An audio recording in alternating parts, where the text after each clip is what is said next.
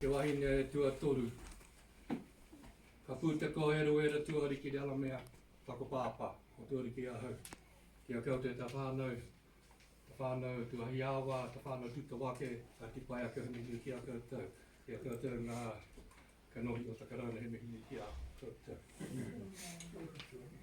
You know, for over 130 years, successive New Zealand governments have peddled the story that we Māori should be grateful for the benevolence resulting from the gift of colonization. Let me start by defining colonization.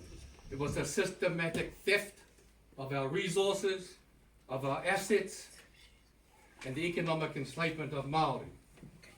And for that, we are supposed to be grateful.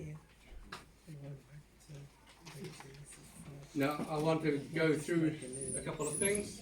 First, paragraph 2.1 of the document Crown Expectations, which states, the Crown to negotiate in good faith a settlement of the historical claims of the whānau Apanui that is comprehensive, final, durable and fair in the circumstances.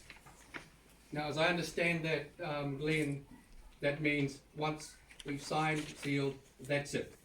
My mokos can't come back in 20, 30 years and reopen them. Is that what I understand? It's in relation to historical issues, yes. Okay. So if we do a settlement, it's final. Now, Glenn, can you give me a guarantee that everything you put in here, some future government will not cancel something of today because they say we can't be bound by previous governments?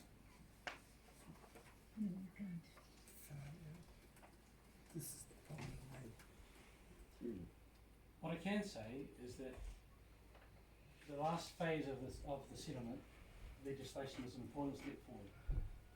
I can't say what future governments will do. I can only speak as a representative of the government today. Yeah, it's an important step forward. The reality is, this government cannot bind any future government. If they want to undo any of this, they can and they will. So final is only final for us. It's not final for them, okay? You need to be aware of that. And they talk about restoring the honour of the Crown. There ain't no honour in that sort of stuff. If it's final for us, it's final for them. Now I respect it's out of Glenn's hands, I realise that. I had this debate with the Right Honourable Doug Graham in the House. He said it was full and final for us.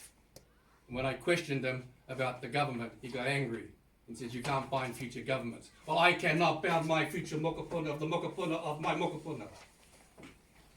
So you go back and tell that to Andrew and Jacinda. Take it to this. Now, the letter of 30 April 2019. Now, before I address that, many years ago when I was a bit of a ragtag director for Tuariki, I wrote a paper about the stolen car. I got to update the stolen car. I got to confess, that car was a 1928 Duesenberg, stolen by my grandpa Waihana. You see, Waihana, he got taste, he ain't no Model T fella, eh? A Duesenberg. And he looked after it real well till 1944 when he passed away and handed it over to my old man, who also looked after it reasonably well till I took possession in 1992. I'm not sure where the cockroach infestation came in that car. I'm blaming my dad. He'll probably blame me. The other thing we discovered, that car belonged to Helen Clark's grandfather. Okay?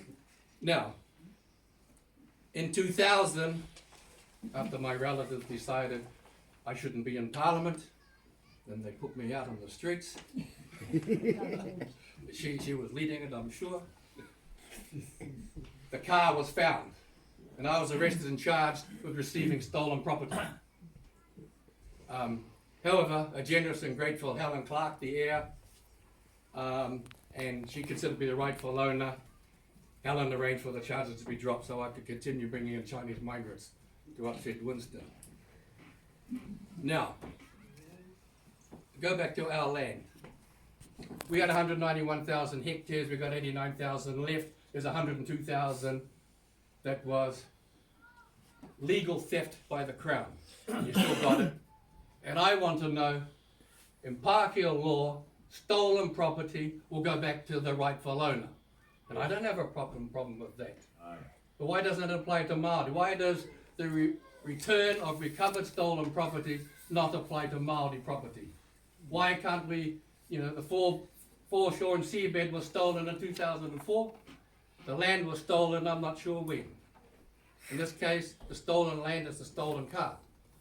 The thief is the Crown, and the Whanapanu is Helen Clark. If you don't like that bit, too bad.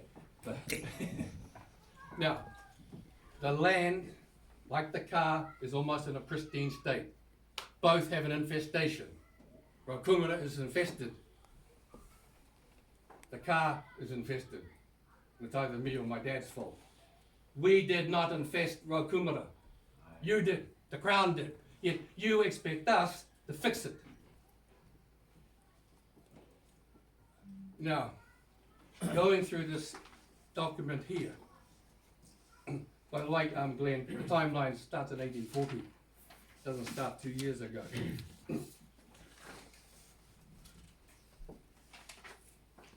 You're going to return some of the land, I see. 5 hectares here, 5 hectares there, but you're only going to invest it. It says here, vest with reserve status.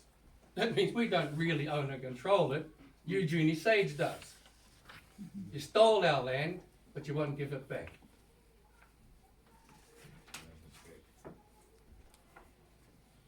The things, let's go on to the pūtea.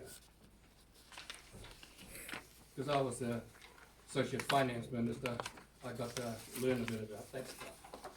Now, $31 million. Sounds like a lot of money. And if it all comes to yours truly, hey, it's quite a lot of money. But for all of us, is it a lot of money? Well, let me tell you this. Since the year 2000, 100 people who make up the Pākehā New Zealand National Symphony Orchestra have received over $200 million. And they're going to receive this year something between $15 and $20 million. Now, in 1997, I saw that, the ballet got $5 million back then, the orchestra. I went to Bill Burchin and Doug Graham. How much money is Matatini getting? Oh, nothing. That's not real culture. Can you believe that? I was Associate Finance Minister. I upset Winston a bit, but he's actually reasonably supportive.